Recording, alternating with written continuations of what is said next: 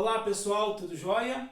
Eu sou o Paulinho, professor de matemática, e hoje eu gostaria de conversar com vocês sobre alguns temas que são bem importantes na preparação para o Enem, né? E a gente sabe que o Enem, mesmo que tenha sido adiado, a gente não sabe para quando ainda, mas eu gostaria de trabalhar com vocês alguns temas que são importantes e que podem ajudar vocês também no momento de estudar, de se dedicar, de revisar o conteúdo para poder fazer essa bendita prova que é o Enem no final do ano, né? Esperamos que aconteça no final do ano, diante dessa loucura da pandemia e de tudo que a gente está vivendo.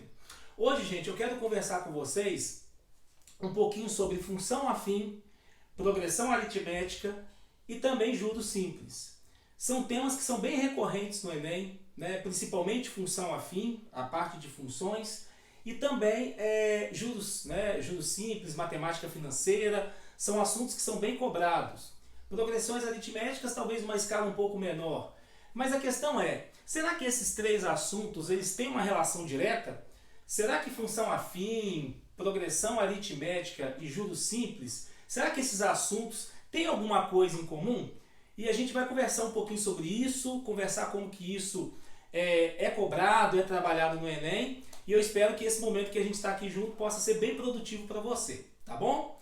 Então, inicialmente, para a gente poder começar a nossa conversa, eu gostaria de fazer com vocês uma pequena revisão, uma recapitulação, né, dos pontos principais com relação a juros simples, a função afim e também a progressão aritmética, comumente chamada de PA, tá certo? Então, gente, vamos lá então. Então, vamos começar primeiro com a função afim.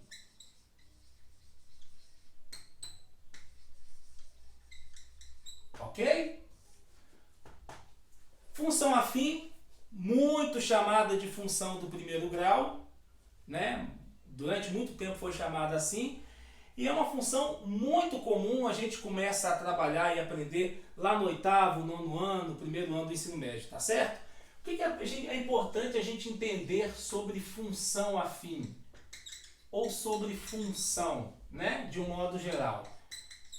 A função afim, a função do primeiro grau, é um tipo de função que nós chamamos função polinomial. Polinomial porque ela lembra polinômio, tá certo? Ela está diretamente ligada aos polinômios. E ela é chamada de função do primeiro grau porque exatamente a variável independente da situação, que é o x, ela está elevada à primeira potência.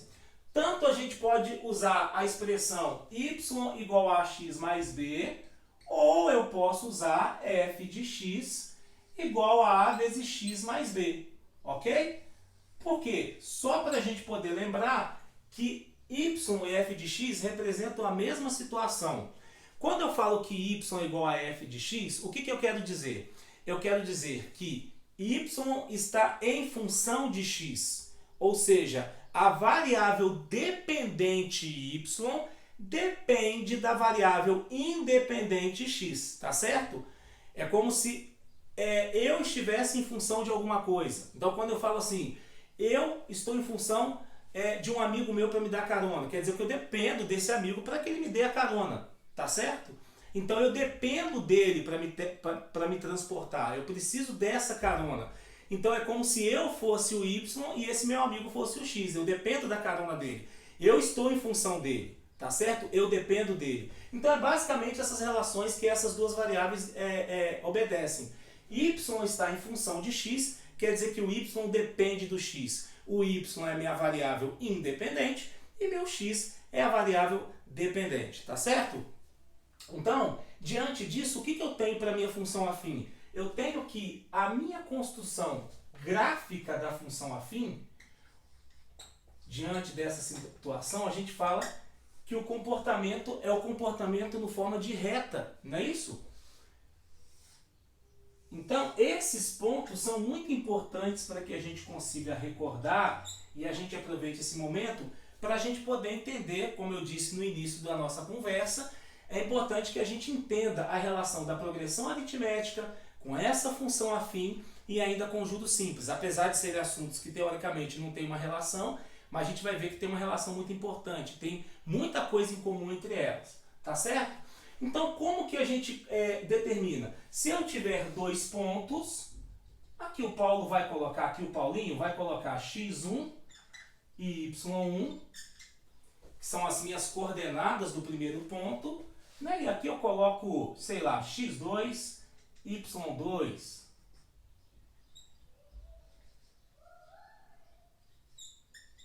Vamos supor que esse x1 seja 2, esse y1 seja 1, e que esse x2 aqui seja 4 e o y2 seja 3, tá bom? Qualquer ponto, independente de qualquer tipo de função, né? E a gente sabe que a função afim, o comportamento gráfico dela é uma reta, tá? Então, todas as vezes que a gente trabalhar a função afim, e aqui a gente pode ter alguns exemplos, caso você queira recordar e relembrar, vou colocar aqui ao lado. Por exemplo, y é igual a 2 vezes o x mais 1, ou se eu quiser colocar um outro exemplo, f de x igual a menos 3x mais 4, ok? São exemplos que eu tenho de função afim, cujo comportamento gráfico é uma reta. E aí tem duas observações finais que eu gostaria de falar com vocês com relação à função afim, tá? Gente, isso que a gente está trabalhando aqui não é exatamente tudo sobre a função afim, mas é aquilo que eu considero essencial para que você, fazendo o Enem, tenha a percepção e você não pode deixar de saber, tá bom? Então, esses aqui são pontos bem importantes, bem essenciais para que você consiga trabalhar a função afim, resolver problemas, exercícios de função afim com base no Enem com muita segurança, tá? Então, aqui eu tenho duas informações importantes. A primeira delas, vou até colocar aqui, ó, importante, galera. Importante. Esse camarada que está aqui, a gente sabe que é o valor de A.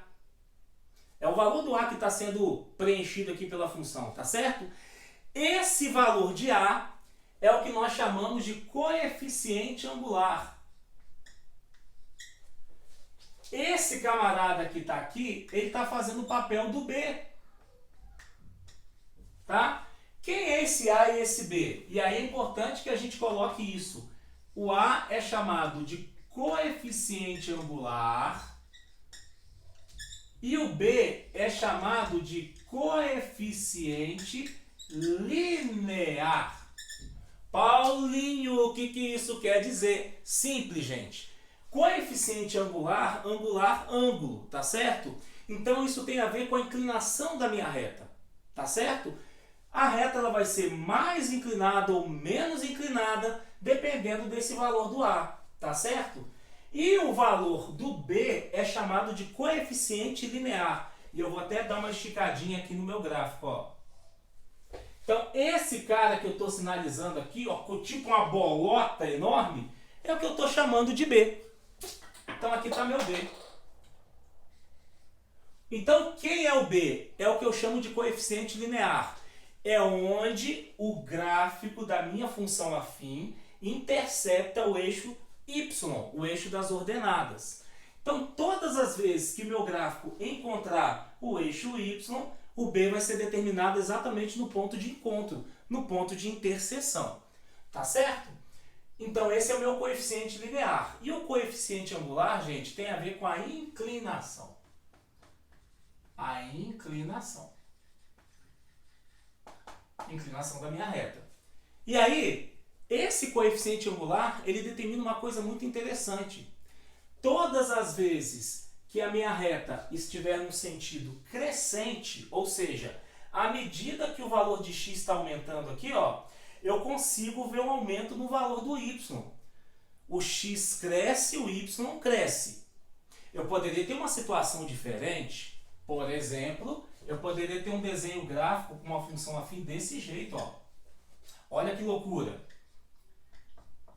Aqui o que está acontecendo? À medida que o meu valor de x está crescendo na horizontal, o valor de y na vertical está tendo uma diminuição. O valor de y está decaindo. Ou seja, à medida que x cresce, y diminui. Isso é uma característica de uma função decrescente. Você vê graficamente que à medida que eu olho para a minha direita, o gráfico está decaindo. Então a função é decrescente. À medida que eu olho para a minha direita, nesse sentido, o x está aumentando, o y está aumentando. Aqui o x está aumentando e o y está o quê? Diminuindo, beleza? Então, diante desse comportamento, qual é a conclusão que eu chego? Eu chego que todas as vezes, é importante a gente saber isso, todas as vezes que o valor de A for positivo, licencinha para apagar esse desenho, tá, galera? Então, todas as vezes que o valor de A for positivo, a minha função, ela será uma função afim crescente. Eu estou falando, gente, somente da minha função do primeiro grau, da minha função afim. Então, se o A é positivo, a função é crescente. Agora, todas as vezes que eu tiver o valor de A negativo, como nessa função, por exemplo, menos 3x mais 4, a função vai ter um comportamento de decaimento do seu conjunto imagem. Os valores de y vão diminuir à medida que o x esteja aumentando. À medida que o x aumentar, o y vai diminuir. Isso é função decrescente, tá? Então, função decrescente. Ok, pessoal? Isso tem que estar muito bem claro. Existem muitas outras questões que são importantes de função afim, né?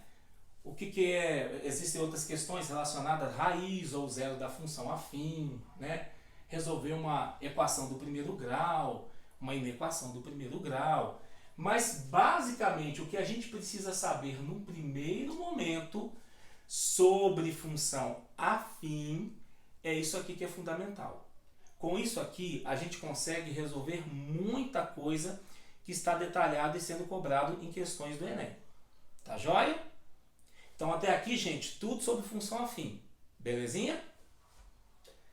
A partir de agora, gente, nós vamos trabalhar um pouquinho também sobre progressão aritmética. Nessa mesma tônica, nessa mesma ideia de função afim. Então, sabendo isso de função afim, vamos colocar aqui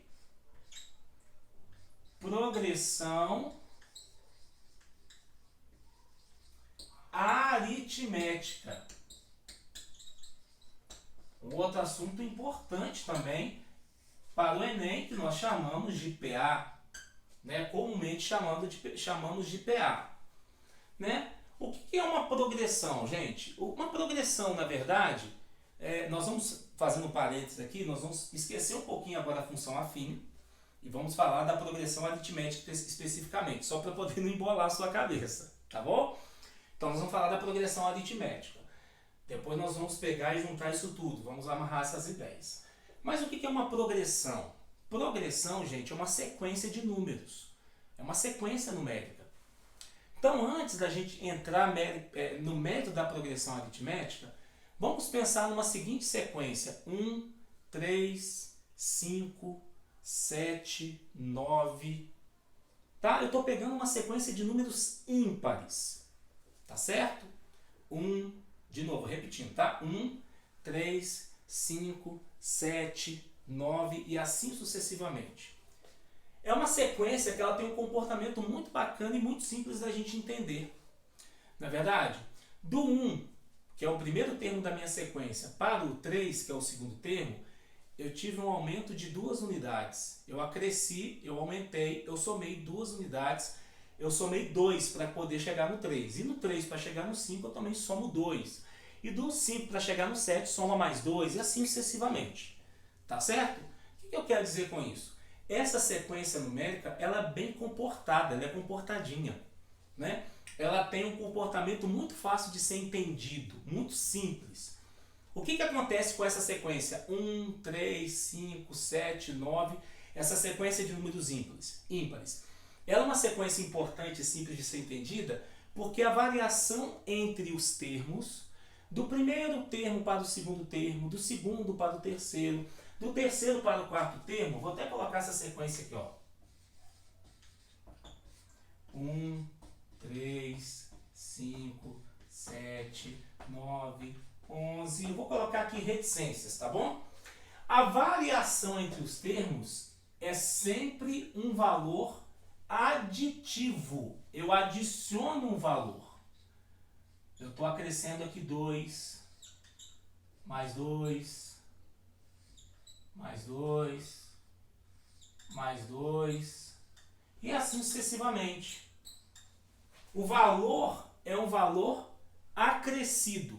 Gente, eu não estou falando aqui que esse valor tem que ser necessariamente positivo, tá? Vamos supor que eu pegasse a sequência menos 1, vamos colocar negativo em todo mundo aqui. Menos 1, menos 3, menos 5, menos 7, menos 9, menos 11. Aí eu não estou somando 2 positivo, estou somando 2 negativo. Estou somando menos 2. Aí você poderia perguntar assim, ô Paulo, somando menos 2, mas somar um número negativo na sequência não é a mesma coisa que subtrair? Por exemplo, 3 somado com menos 2, essa operação aqui, 3 somado com menos 2, é a mesma coisa que 3 menos 2, Paulinho, não é verdade? É verdade. Somar algo negativo é a mesma coisa que subtrair. Mas como a gente está falando de progressão aritmética, a gente sempre vai falar que a variação é um valor aditivo. Não importa se esse valor é um valor positivo, ou é zero, ou é negativo, porque eu posso ter uma sequência, por exemplo, 3, 3, 3, 3, 3, 3, 3, 3, 3, infinitamente uma sequência de 3. Qual o valor que está sendo acrescido? Nenhum, eu estou somando zero. É o que nós chamamos de uma progressão aritmética constante, tá certo? Então, todas as vezes que eu for trabalhar uma progressão aritmética, progressão é uma sequência numérica. A aritmética é porque a variação entre os termos é um valor acrescido, somado, tá? E não um valor multiplicado, não é uma potência, tá certo? Que já é o caso, por exemplo, da progressão geométrica, mas nós vamos falar disso em uma outra oportunidade, tá bom? Então, a progressão aritmética, de um modo bem sucinto, bem claro, a progressão aritmética ela é uma sequência de números, é uma sequência numérica, onde a variação entre os termos é um valor que é sempre acrescido. E esse valor, gente, é um valor constante. Você está vendo que eu estou acrescentando aqui, somando valores de um termo para outro, esse valor é constante. Sempre 2, sempre 0, sempre menos 2, não importa qual é o valor que está sendo somado, mas entre um termo e o seu termo seguinte, o termo que vai ser consecutivo, essa variação ela tem que ser uma variação constante. E esse cara tem um nome especial, ele é chamado de razão, tá bom? O que é a razão? Razão é o termo que é acrescido dentro da minha PA, termo a termo. Quero um termo, quero chegar no termo seguinte, eu somo a razão. Quero chegar no próximo termo, eu também tenho que somar sempre o mesmo valor constante que eu estou chamando de razão. Não poderia ser soma 2 aqui, soma 3 aqui, soma 5 aqui, não. Dentro da progressão aritmética, eu uso um valor constante, esse valor que é acrescido, a qual eu chamo de razão. Tá bom, galera? Então, diante disso, existem as fórmulas, as relações de PA, né? E eu vou listá-las aqui. Tá bom? É importante que a gente saiba nesse momento, como eu estou dizendo para vocês. Então, ó, vamos colocar aqui alguns elementos que são importantes. Eu vou colocar aqui embaixo de canetinha preta para você entender, ó. Esse cara aqui é o meu primeiro termo, eu chamo de A1. O que é o A1? A índice 1 é o primeiro termo da sequência. Esse camarada aqui é o segundo termo, que eu chamo de A2, por ser o segundo termo. Tá? Aqui eu chamo de A3, que é o terceiro termo, o quarto termo, o meu quinto termo, o meu sexto termo, e assim vai. A quantidade de termos que eu vou ter, aí, né, eu posso ter uma infinidade. Essa sequência aqui é uma sequência infinita, tá? E aí, o que eu posso concluir? Eu posso concluir a primeira coisa que é importante da minha PA, que eu vou colocar aqui vou criar uma legenda, tá bom? Primeira legenda é o R, que é a minha razão. Razão é essa variação entre os termos, tá bom, galera? Essa variação entre os termos eu chamo de razão, ok? Então, como trabalhar com essa razão? Simples. Você está vendo que para eu saber quem é a razão da minha sequência, é só você escolher qualquer um dos termos e subtrair do anterior. Por exemplo, 11 menos 9 resulta em quanto? 2. 9 menos 7 resulta em quanto? 2. 7 menos 5, 5 menos 3. Então a minha razão, como que eu calculo? Eu escolho um termo genérico qualquer, né? Perdão, é um termo genérico. Esse termo genérico eu chamo de A índice N. N é para dizer que esse N pode ser qualquer. Pode ser o 1, pode ser o 2, pode ser o 3, pode ser o 4, pode ser o 1000, 1 milhão, 1 trilhão. O N quer dizer que eu posso escolher qualquer termo da minha sequência. É um N, um valor genérico.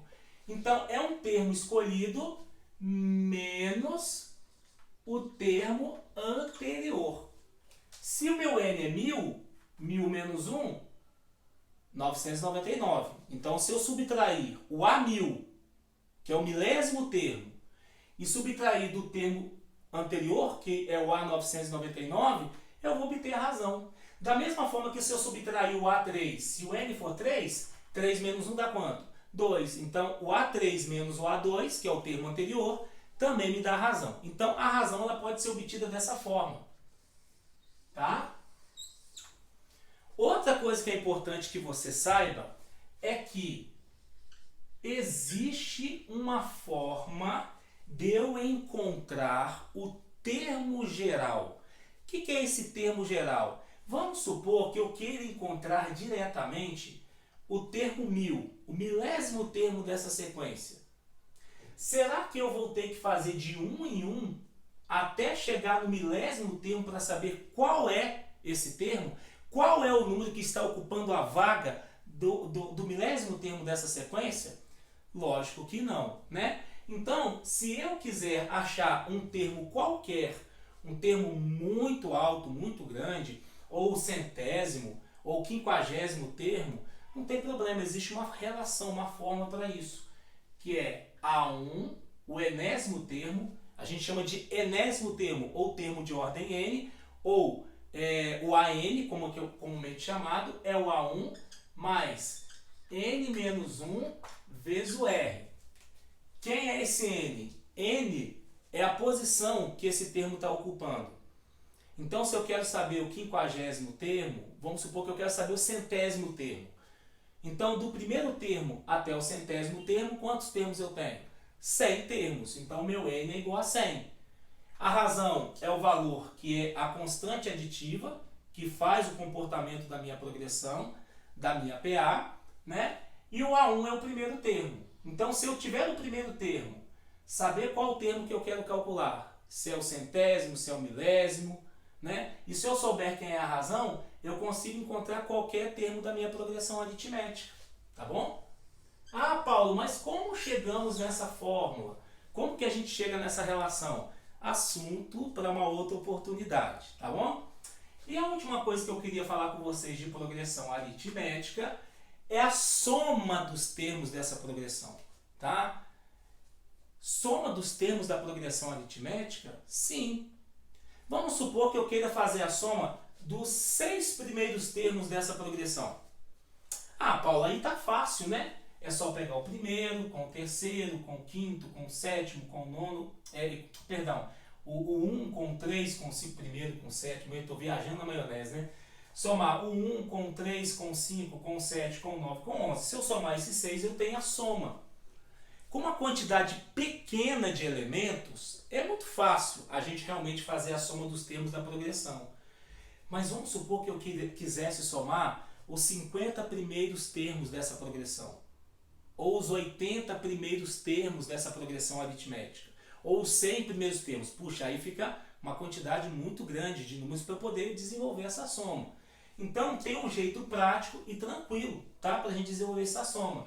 Então a soma dos N primeiros termos, ou seja, a soma de uma quantidade finita de termos, se você quiser somar do primeiro até o centésimo, ou do primeiro até o quadragésimo, não importa. né? Você tem uma fórmula, tem, tem um jeito especial e simples de se calcular. Então a soma dos n primeiros termos da minha progressão é dada pela o A1, que é o primeiro termo, somado com a n, que é o termo de ordem n, vezes a quantidade de termos sobre 2.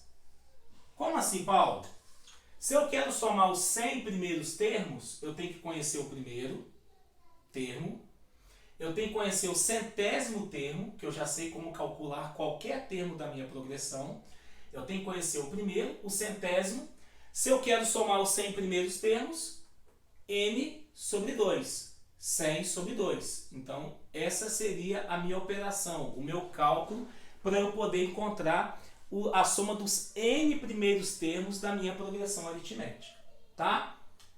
Ok, gente? Então, diante disso, nós temos uma revisão básica daquilo que eu considero essencial de progressão aritmética para o Enem. Existem mais coisas, a gente vai ter uma outra oportunidade para a gente poder estudar um pouquinho mais a fundo a progressão aritmética, mas da mesma forma que a gente viu para a função afim, eu estou apenas colocando aquilo que é essencial, básico, que você deve saber, que você não pode, em hipótese alguma, deixar de saber, para que você consiga desenvolver e resolver de uma forma bacana as questões do Enem que estiverem relacionadas a esse tema. Tá certo? Ok? Vamos falar agora um pouquinho, gente, sobre juros simples. Não vou entrar agora, diante da nossa discussão, como eu estou pegando pontos bem básicos para poder correlacionar, para fazer uma relação, o que função afim, o que progressão aritmética e o que os juros simples têm em comum, têm de afinidade, tá? E é lógico que tudo isso que a gente está abordando aqui, como eu já falei, não quero ser repetitivo, é de grande importância para que você consiga resolver questões do Enem nos seus estudos aí, se preparando bacana aí para o Enem. É importante que você tenha esses conceitos muito bem claros na sua cabeça, tá? E aqui eu estou colocando simplesmente aquilo que é essencial, que você não pode perder o foco, tá bom? Então agora a gente vai falar um pouquinho sobre juros simples. Juros simples também, um assunto bem cobrado. Na verdade, não só juros simples. A matemática financeira, ela é muito cobrada no Enem, né? E aí você percebe aí, para quem já fez o Enem aí mais de uma vez, né, se você já teve a oportunidade de fazer um Enem como trainee, né, no seu segundo ano aí, caso você esteja no primeiro ano, vai fazer pela primeira vez. Se você já está no terceiro ano, já fez no ano passado, né, como trainee, você já percebeu isso, tem muitas questões envolvendo gráficos e porcentagem, tá? E quando a gente fala de juros simples, é um assunto muito importante dentro da teoria de matemática financeira. Ela é muito abordada no Enem, né?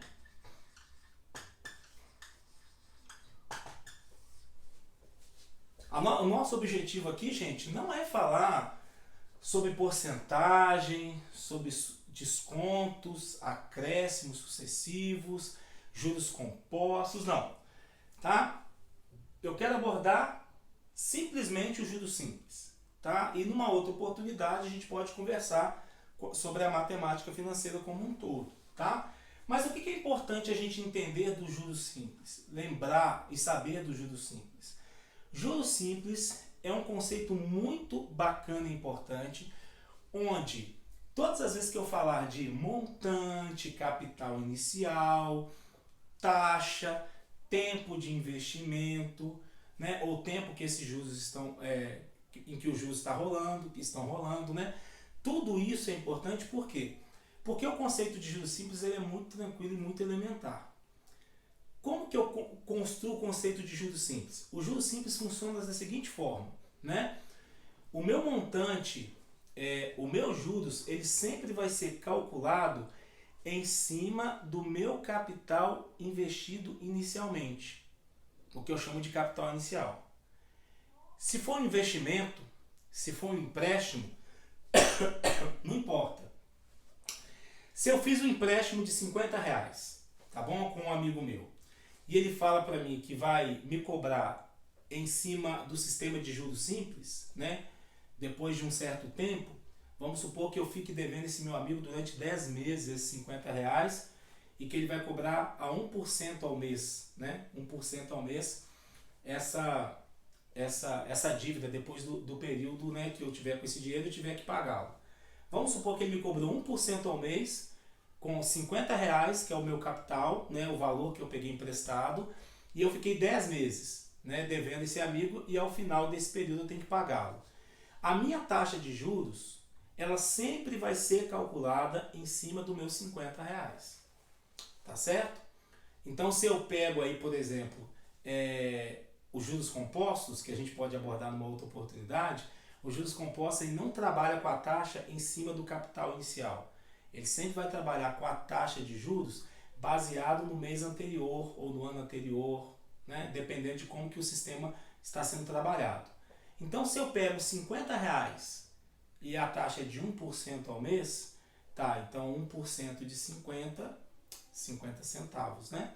Então eu tenho R$ 50 no primeiro mês, no outro mês eu já estou devendo R$ 50,50 para o meu amigo, e no próximo mês eu vou calcular esse 1% em cima dos R$ 50,50 ou eu vou calcular em cima dos R$ 50 que eu peguei no início? Sempre em cima do valor inicial. Isso é que é interessante, tá bom? Então, todas as vezes que eu for calcular a taxa, não importa se eu estou no meu segundo mês de investimento, ou no terceiro, ou no quarto mês, ou no 10º, ou no 20º, ou no 30º mês, ou o ano, não importa o tipo, o tempo, como que a taxa esteja rolando. Sempre essa taxa vai ser calculada em cima do valor que foi empregado no início.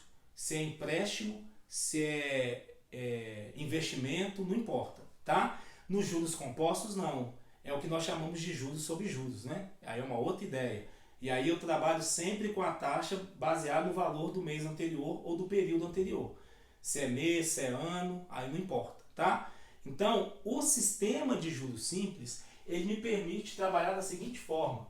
A fórmula que é mais usada para os juros simples, a gente usa J, que é de juros, é igual ao capital empregado inicialmente, vezes a taxa de juros, vezes o tempo de empregabilidade. Né? E quem é meu montante? O montante, gente, montante é igual ao capital empregado no início mais os juros acumulados durante certo período, tá? E eu sei que o juros é calculado dessa forma. Capital vezes a taxa vezes o tempo, tá certo? Então, é muito importante que a gente tenha essa percepção, até mesmo porque a gente não pode fazer confusão num outro momento, quando a gente for abordar, né, numa outra oportunidade, eu não posso fazer confusão como é o sistema de juros simples e de juros compostos. Nos juros compostos, o sistema trabalha com juros sobre juros, é uma outra ideia. A taxa ela não é calculada sempre em cima do capital inicial, ela é sempre calculada em cima do valor do mês anterior, né? Ou do período anterior. No caso de juros simples, não. No caso de juros simples, eu sempre terei a taxa sendo calculada em cima do valor inicial que foi empregado, ou que foi investido, ou se foi um débito, foi um empréstimo que eu fiz, tá? Então é muito importante que a gente tenha essa ideia. E essas são as duas principais relações que eu tenho para se trabalhar um pouquinho a ideia de juros simples, tá? Tá, Paulo, tudo bem. Então, até agora nós trabalhamos juros simples, nós trabalhamos progressão aritmética, nós trabalhamos função afim. Como que esses três assuntos, que aparentemente são tão distintos, né? Parece que não tem relação alguma, como que esses assuntos se relacionam? O que eles têm de afinidade? Tá? E eu gostaria de trazer essa discussão através de um exemplo simples, para que isso fique muito bem claro para você e para que você não tenha dúvidas quando esses assuntos forem abordados no Enem, para que você tenha sucesso aí na hora que você for resolver a sua questão, o seu exercício, aquilo que for proposto para você na hora da prova. inclusive até no momento que você estiver estudando aí na sua casa, né? Nesse período de pandemia, espero que você esteja aproveitando o momento para poder colocar o estudo em dia, tá? E espero que esse momento que a gente está tendo de bate-papo aqui possa contribuir para que você consiga aprender mais aí e desenvolver os seus estudos, tá certo? Então vamos lá, gente. Eu vou pegar um exemplo simples, tá? Eu considero esse exemplo simples, mas um exemplo muito importante, tá? Vamos supor, tá, que eu tenha a seguinte sequência numérica, e aí eu já vou dar uma ideia, começando a trabalhar um pouquinho com progressão aritmética, tá bom? Propositalmente falando, tá? Então vamos supor que eu tenha a seguinte sequência: 100, 102, 104, 106, ok? Eu tenho essa sequência numérica aí, eu tenho esses números dentro de uma determinada sequência, tá certo? Se eu for pegar essa sequência de números, e eu já estou falando de sequência, eu já quero induzir que você me ajude a pensar um pouquinho no que nós conversamos até aqui, né? Por que essa sequência está dentro do nosso contexto? Porque essa sequência ela obedece o comportamento de uma PA. Você concorda comigo? Isso aqui é uma progressão aritmética. Se isso aqui pode ser encarado como uma progressão aritmética, olha que interessante. Aqui a razão, a variação entre os termos é de 2 unidades e é um valor aditivo. Então, eu vou fazer uma ideia aqui que eu gostaria que você acompanhasse passo a passo para que você entendesse o porquê da gente abordar isso tudo e trazer isso para esse exemplo agora, para que você consiga entender a essência da progressão aritmética, da função afim e do juro simples. E eu já vou te adiantar uma coisa. Basicamente, as três são a mesma ideia. Elas estão baseadas dentro do mesmo princípio, dentro da mesma teoria. Isso que é mais bacana, tá? Então, se eu fosse enxergar isso aqui como uma progressão aritmética, então esse cara aqui seria o meu primeiro termo, esse cara aqui seria o segundo termo, né? Assim, o terceiro termo, esse aqui seria o quarto termo, e assim sucessivamente. Onde a variação entre os termos, a minha razão aqui nesse caso, a razão é de quanto? O meu R aqui é igual a 2. Vou até colocar aqui, ó, razão igual a 2. É uma progressão aritmética. Tá claro isso? Tá certo? Então, essa sequência numérica, ela obedece. Se eu quiser achar aqui o centésimo termo, o milésimo termo, se eu quiser saber a soma dos 100 primeiros termos, como que eu poderia descobrir a razão? Subtrai 106 menos 104. Ou 104 menos 102. Ou 102 menos 100. A razão 102, tá certo? Certinho? Bacana? Agora, em contrapartida, vamos supor que eu esteja trabalhando com juros simples. Olha que interessante. Se eu estiver trabalhando com juros simples, eu posso pegar um exemplo como esse e enxergar que cada um desses termos aqui seja o meu saldo devedor de um empréstimo bancário. Tá certo? Como assim, Paulo? Imagine só que esses 100 reais for um valor que eu peguei emprestado com um amigo, ou peguei no banco, aí você pega onde você emprestado onde você quiser, tá bom? Que é um valor que eu peguei emprestado, esses 100 reais. E que a taxa de juros mensais seria uma taxa de 2% ao mês. Tá? Eu escolhi o 100 propositalmente para poder facilitar o seu cálculo aí. Né? Então pense direitinho. Se eu tenho 100 reais de dívida e eu tenho uma taxa de 2% ao mês rolando aí, então, o meu montante, o valor que vai ser acumulado ao final de um mês, eu tenho 100 reais. Vou fazer esses cálculos com você. Vou colocar aqui, ó, juros simples. Ao invés de só ficar falando, vou te mostrar isso na prática. Vou colocar assim, JS, juros simples. Tá bom? Então, meu capital inicial é de R$100. A minha taxa de juros, a taxa, gente, a gente chama de I, como a gente viu anteriormente. A minha taxa de juros é de 2% ao mês. Então, nesse caso aqui, quanto que é 2% de 100? 2% de R$100. Né? Então, isso aqui é 2 sobre 100 vezes 100. Ó, fácil de fazer conta. Então, tá rolando... Vou colocar assim não. Porque isso aqui, na verdade, é o meu juros, não é minha taxa, né? Então, é de 2% ao mês. Então, e o tempo, vou colocar aqui, o meu tempo aqui é ilimitado. O tempo que eu vou deixar isso correndo aí, da mesma forma que a minha sequência numérica é uma sequência infinita, o tempo aqui, nessa eu vou deixar 2 meses, 3 meses, 10 meses, não importa o tempo que eu vou deixar, tá? Então, o que seria o meu J? O meu J, o meu juros é o capital, que é R$100, vezes a taxa de juros, que é 2% ao mês, aí a gente coloca 2 sobre 100, porque é 2%, vezes o tempo. E o tempo aí, meu filho, vou deixar em aberto, tá? Então, aqui eu posso cancelar. Então, o meu juros será 2 vezes o T.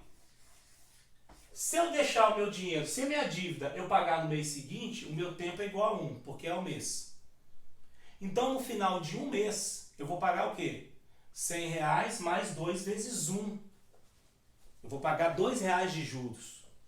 Então, eu vou pagar R$102, que é o meu montante. O montante é o valor total.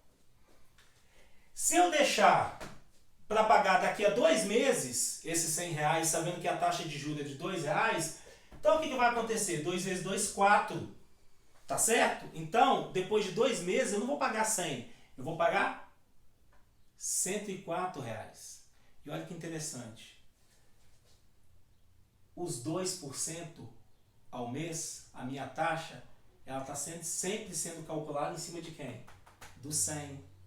Então aqui eu pago R$2 a mais, aqui mais 2, mais R$2 é 2% em cima do 100, não é em cima do 102. Olha que interessante.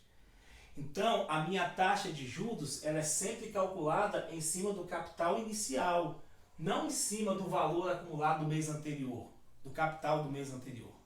Isso é muito bacana, isso é uma propriedade muito específica do juros simples. Tá bom? Então, diante disso, se eu deixar lá 10 meses a minha dívida, 10 meses, 2 vezes 10, 20, o meu tempo é 10, eu estou trabalhando em mês. É importante que essa taxa aqui, gente, comunique com o tempo. Se a minha taxa está ao mês, o meu tempo tem que estar em mês. Se a minha taxa estivesse em ano, o meu tempo teria que estar em ano. Tá bom? Então, independente do tempo que eu deixar esse dinheiro lá para poder pagar ou investir, aqui eu estou trabalhando com uma ideia de empréstimo. Então, se eu deixar lá 50 meses, eu vou pagar R$100 a mais. Vou pagar 100 com 100, eu vou pagar 200. O meu montante acumulado de paga, para poder fazer esse pagamento no final, seria de R$200. Então, sempre o valor é em cima do capital inicial. Tá certo? Olha como que eu estou vendo o mesmo exemplo, trabalhando teoricamente dois assuntos que não têm uma relação direta. E tem uma coisa que é mais surpreendente que a gente vai trabalhar daqui a pouquinho no final, tá bom? Então, se eu estivesse trabalhando com um exercício, se eu pegar esse exemplo e não colocar o contexto para você, você pode enxergar esse contexto, esse exemplo, essa sequência numérica. Eu poderia aplicá-la dentro de um problema de progressão aritmética, ou eu poderia ter o mesmo problema para ser trabalhado dentro de uma ideia de juros simples de matemática financeira, mas eu também poderia ter esse mesmo exemplo dentro de uma ideia de função afim. Isso que eu acho mais interessante e importante, tá? Vou apagar esse canto de cá para a gente poder não perder a ideia aqui, tá bom?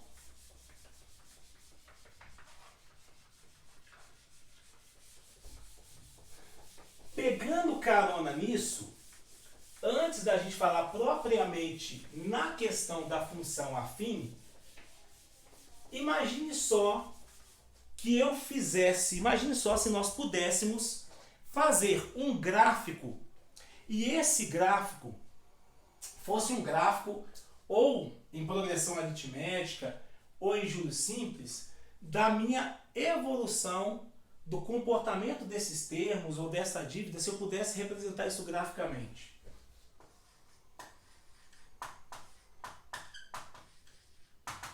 Para essas duas situações. Se eu fosse fazer na ideia de PA, olha que interessante. O meu gráfico, se fosse uma progressão aritmética, ele ficaria assim, ó. Eu vou chamar aqui de N e aqui eu vou chamar de AN. Porque é o seguinte, o meu gráfico aqui, ele teoricamente na progressão aritmética, ele não é formado por X e Y. Eu não estou trabalhando na PA com X e Y, eu estou trabalhando com N, que é a quantidade de termos, é uma posição específica, o R é a razão, né? Então, se eu fosse enxergar esse gráfico aqui, quem seria o meu A1? Então, o N é igual a 1. O primeiro termo, quanto que vale o primeiro termo? 100. Não é assim? No meu segundo termo, o N igual a 2, eu teria aqui o meu 102. Consegue perceber, gente? Se o N fosse igual a 3, eu vou ter o N igual a 4. Se o N fosse igual a 3, aqui eu tenho 104.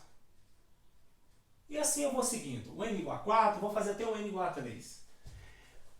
Não sei se vocês conseguem perceber, mas vocês conseguem perceber que esses pontos estão alinhados? O que isso sugere para mim?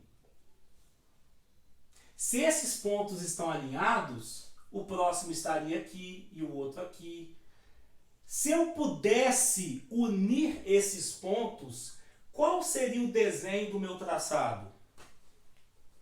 É isso mesmo que você está pensando.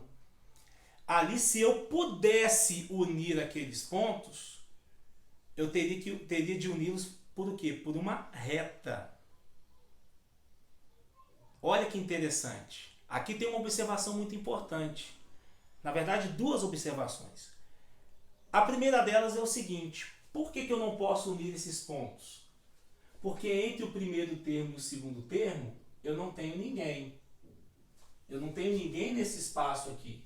Entre o 100 e o 102, eu não tenho ninguém.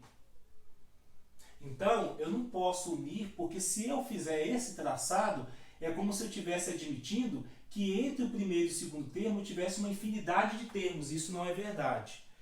Então, se eu pudesse construir o gráfico de uma função afim, o gráfico de uma progressão aritmética, esse gráfico não poderia ser uma reta contínua. Esse gráfico teria que ser o quê? Apenas um gráfico de pontos. Pontos que estariam alinhados, obedecendo a ideia de uma construção de uma reta. E isso é muito interessante porque agora a gente começa a clarear um pouco as ideias e começa a ver que o comportamento da estrutura de uma progressão aritmética, lá no fundo, bem no íntimo assim da progressão aritmética, ela obedece à estrutura, ao comportamento de uma função do primeiro grau, de uma função afim. Porque nós sabemos que a função afim, ela tem um comportamento de quê? Exatamente, de reta. Não é isso? A construção gráfica da função afim, da função do primeiro grau, é uma reta. E lá no fundo, a progressão aritmética, ela obedece à mesma ideia. E isso não é muito diferente para o juros simples, não. Tá? Se eu for fazer a ideia do juros simples, construir esse gráfico, aí juros simples tem uma coisa interessante, né? Qual que é a coisa interessante nisso aqui? Vamos fazer uma relação bem importante daqui a pouco. Mas você concorda que o tempo aqui é a minha variável independente? Onde nós falamos anteriormente sobre variável independente? Em função, não foi? O tempo aqui, gente, não depende de ninguém. A taxa ela é fixa, o valor inicial ele é fixo, mas os juros e o montante acumulado, eles dependem do tempo. A taxa é um valor pré-fixado. Ah, minha taxa vai ser de 1% ao mês, ou vai ser de 2% ao mês, como nesse caso. Tá certo? Ah, o meu capital inicial é de R$100, de R$50. Então a taxa e o capital já são o quê? Definidos, eles são valores fixos. Mas os juros e o montante acumulado não são fixos. Eles dependem de quem? Dependem do tempo. O tempo varia o tempo inteiro. O tempo varia o tempo inteiro. Exatamente isso. Tá certo? O tempo ele não é um valor fixo. Então, na hora que eu for construir exatamente esse gráfico aqui, o tempo ele é contínuo. O tempo ele é minha língua agarrou? O tempo ele não é interrompido. Ininterrupto, né? Eu queria falar isso no primeiro momento, a língua agarrou. O tempo ele não é paralisado, ele não é estagnado, ele não é interrompido, tá certo? O tempo ele é contínuo. Então, na hora que eu for construir esse gráfico aqui, eu tenho tempo e eu tenho montante acumulado. Eu não tenho x e y como na função afim. Então, como que seria? Ah, vamos colocar aqui M0, vou colocar aqui, ó. Vou colocar como se fosse aqui, não vou colocar M0 não. Vou falar que o valor inicial é de R$100. Tá? Depois de um mês, é como se fosse o valor inicial, né? Depois do primeiro mês, eu já vou ter acumulado de montante lá quanto? R$102. E depois no segundo mês, estou pegando o mesmo exemplo, tá, gente? Eu vou ter lá R$104. E assim sucessivamente. Qual a diferença da PA para os juros? A diferença é que na PA eu não tenho ninguém entre o primeiro e o segundo termo, e nem o segundo e o terceiro termo. Só que eu sei que no caso de uma aplicação, de um empréstimo, de um investimento, como o tempo ele é contínuo, eu vou ter o aumento do meu capital inicial até o final dos primeiros 30 dias, esse valor vai aumentando até chegar nos R$102, né? Porque além da taxa ao mês, eu tenho a taxa ao dia, né? Então, dia após dia, o meu valor vai aumentando gradativamente até eu chegar no 102, e do primeiro para o segundo mês até chegar no 104. Então, no caso do gráfico do montante em relação ao tempo, dentro do sistema de juros simples, eu tenho que o meu crescimento é uma reta. Vou pegar um outro pincel aqui, porque esse aqui ficou bem clarinho. Vou pegar um pincel mais escuro aqui. Agora sim. Ok? Então, o meu crescimento é uma reta. Opa, perdão. Só que essa reta não pode ter aqui. Ela começa exatamente no meu momento inicial, né? Não tem tempo negativo. Ok? Então, se eu for avaliar o crescimento via juros simples, eu tenho esse comportamento. Que é o mesmo comportamento da PA, só que na PA eu não posso unir os gráficos. E nos dois casos, o que eu percebo? Eu percebo que em ambos os casos o crescimento é em forma de reta, como ocorre na função afim. Isso, gente, eu estou mostrando para vocês graficamente, tá? Mas eu posso mostrar para vocês algebricamente, né? Vou apagar esse cantinho aqui, como vocês já memorizaram o exemplo.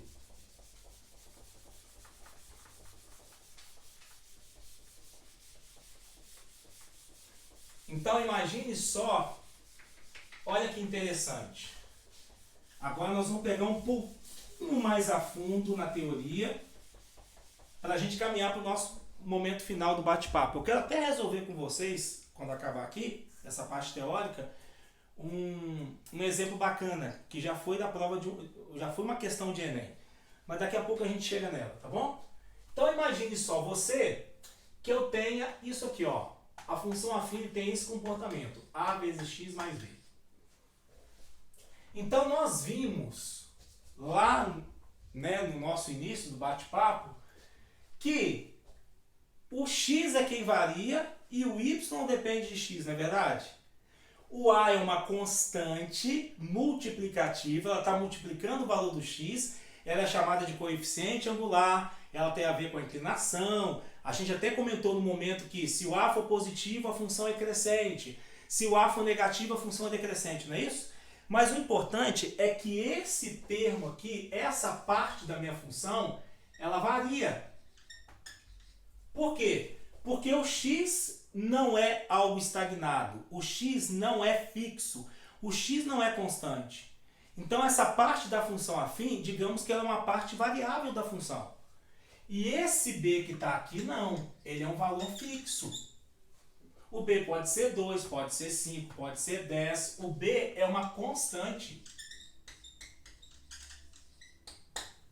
Tá certo? Vamos, isso aí, gente, para a função afim. Agora imagine só você que eu pegue a relação de PA. O AN é igual ao A1 mais N menos 1 vezes a razão. Essa é a fórmula do termo geral da minha progressão aritmética. Estão lembrados? Eu vou até reescrever, em cima do que nós vamos conversar agora, eu vou colocar assim, ó, y, eu vou trocar a ordem desses dois, tá bom? Então, y é igual a um b mais um ax. Paulo, o que você está falando para mim, meu filho?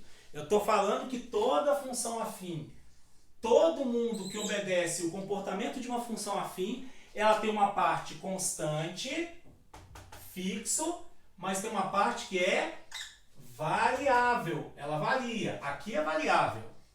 Escrever assim, ó, variável. Essa parte é variável. Essa parte é constante. Parte fixa, constante, não variável. Essa parte aqui é variável. Você consegue perceber isso aqui dentro da minha construção da fórmula da progressão aritmética? O primeiro termo é um cara fixo, não é? Aqui, ó. Então, esse cara que está aqui, o primeiro termo, ele é fixo.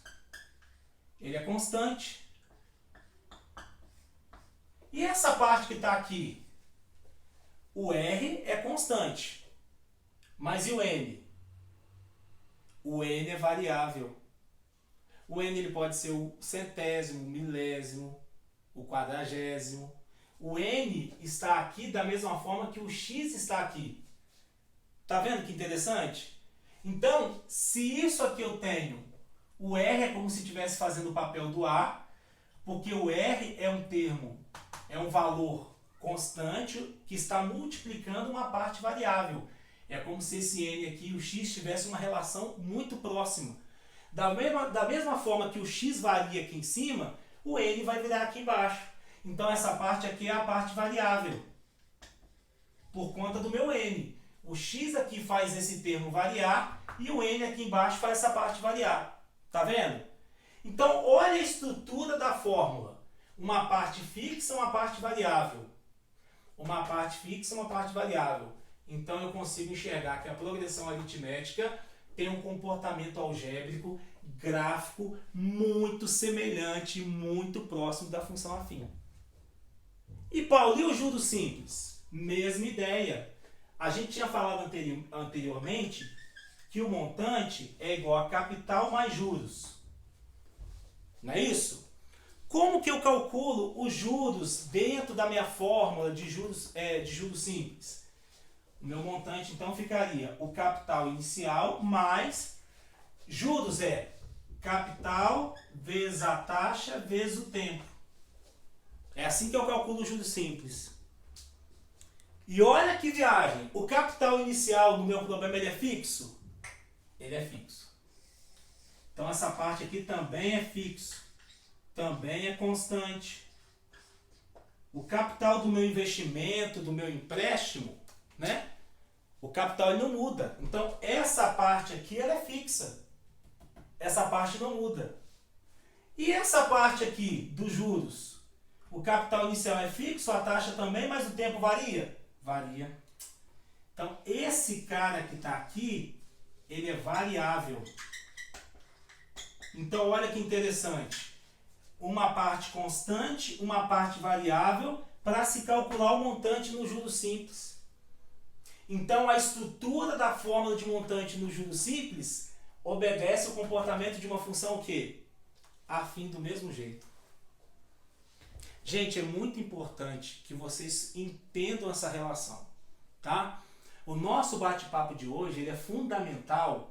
Você precisa entender essa relação, porque é isso que vai fazer o diferencial quando você pegar uma questão do Enem e para poder resolvê-la com muita segurança, com muita firmeza. Às vezes você estuda aí na sua escola, função afim é uma coisa, progressão aritmética é outra, juros simples é outra. Mas nós estamos falando de abordagens diferentes para o mesmo comportamento, para a mesma ideia. Consegue perceber? Eu quero fechar esse bate-papo nosso com uma questão do Enem, que ela foi dada, né? Ela apareceu no Enem de 2009. É uma questão simples. Tem muita gente que perdeu muito tempo com essa questão. Muito tempo. E não precisava perder tanto tempo assim, tá? Vou apagar esse cantinho de cá, tá bom, gente? Pra gente poder finalizar. Eu vou ler a questão para vocês. Uma questão muito importante, simples, que você não gastaria 30 segundos para resolvê-la. Só que você precisava ter um domínio teórico. Você precisava, a pessoa que estava prestando o Enem em 2009, o aluno, o candidato, ele tinha que ter uma percepção dessa teoria para poder fazer essa questão com muita firmeza. E a questão era simples. A questão era o seguinte, vou ler para você, tá bom? Estou com o meu computador aqui do lado e ele fala o seguinte: Paulo emprestou 5 mil reais a um amigo. Nossa, e a questão falava exatamente do Paulo, né? Coincidência, do Paulinho. Paulinho emprestou 5 mil reais a um amigo a uma taxa de juros simples de 3% ao mês. Considere que o X seja o número de meses do empréstimo. Então, X para mim é o tempo. Vai ser um empréstimo de 2 meses, de 5 meses. É isso que a questão fala. X é o número de meses do empréstimo. E o M de X, o montante a ser devolvido para Paulo no final de um período de X meses. Nessas condições, qual que é a melhor representação gráfica, qual é a representação gráfica correta para o montante acumulado? Vamos pegar os dados do problema? Então o exercício é, gente, essa foi questão de Enem lá em 2009, tá bom? Essa questão foi uma questão do Enem em 2009. Então eu tenho um capital de início de 5 mil reais. Vamos repassar os dados do problema. Eu tenho um capital inicial de 5 mil. A taxa é de 3% ao mês. E ele quer que você construa o gráfico. X é o número de meses. E o M de X, ele fala que é o montante acumulado. Baseado em tudo que nós discutimos até agora, entendendo esse comportamento, entendendo que a progressão aritmética e o juros simples estão diretamente alinhados com o comportamento da função afim, então eu já sei que o gráfico disso aqui tem que ser o quê? Uma reta. E uma reta crescente, porque a minha taxa é de aumento de 3% ao mês. O meu montante, o meu juros acumulado, que vai também interferir no montante, ele está sendo calculado em cima de uma taxa de 3% ao mês. Então, como que ficaria esse gráfico sem pensar muito, sem perder tempo? Se eu entendi a relação de tudo isso que a gente discutiu, no primeiro momento eu teria 5 mil reais aqui, a minha taxa seria de 3% e o crescimento teria que ser na forma de juros simples, porque o enunciado fala de juros simples. Então teria que ser uma reta nessa posição, tá? Você tinha vários gráficos. Gráficos na horizontal, gráfico decrescendo, gráfico de pontinhos. mas o gráfico que melhor representa seria essa alternativa aqui, tá? Por tudo que nós discutimos. Então, é uma questão que, se o aluno estivesse muito bem alinhado com a teoria, ele conseguiria fazer essa questão com 30 segundos. Tá certo? Ok, pessoal? Ó, eu espero que vocês tenham aproveitado o nosso momento de bate-papo. Espero ter ajudado vocês aí, tá? E sucesso na caminhada, nos estudos, tá bom? Se você gostou do vídeo aí, nós nos encontraremos em outras oportunidades para a gente poder tratar de outros assuntos voltados para o Enem. Espero estar ajudando vocês aí nesse processo de aprendizado, e não vão perder o pique não. Mesmo durante a quarentena aí, estudar bastante, porque eu tenho certeza que o sucesso é garantido. Tá bom, gente? Um grande abraço e até a próxima!